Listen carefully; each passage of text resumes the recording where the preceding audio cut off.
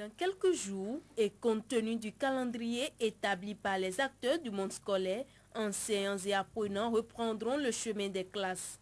Mais beaucoup de doutes planent encore quant au réveil effectif de la petite école de son sommeil. Après concertation du Front d'action des syndicats des 3 ordres d'enseignants, la rentrée est bel et bien fixée pour le 4 octobre 2010. Mais le Front énumère quelques problèmes techniques qui persistent, ce qui ne prévaut pas forcément d'une rentrée apaisée.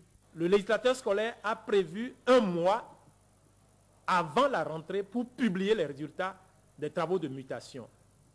Au primaire, les résultats ont été connus hier et au secondaire, c'était seulement la semaine dernière.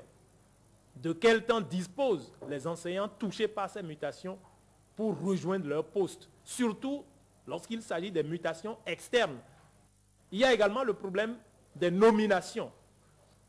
Qui doit remplacer qui est admis à faire valoir son droit à la retraite?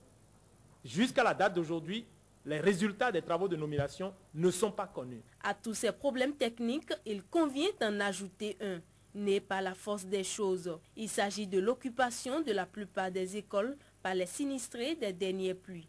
Nos écoles sont aujourd'hui envahies par les eaux. Il y a inondation partout. Les classes sont inondées, les villages sont inondés, les parents ne savent pas où rester.